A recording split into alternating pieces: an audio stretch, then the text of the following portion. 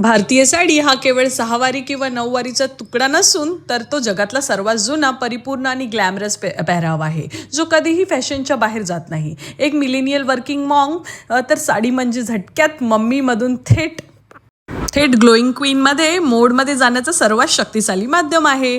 राम राम मंडळी, मी आहे प्रणाली, एक मिलेनियल मम्मी, आणि हा आहे दिवस 135 माझ्या 1 मिलियन फॉलोअर्सच्या स्वप्नाचा. संसाराचा पसारा, ऑफिसची ड्युटी सांभाळता सांभाळता साडी नेसून स्वतःला नखरा मिळवायचा आपण कधीच विसरत नाही बरं का.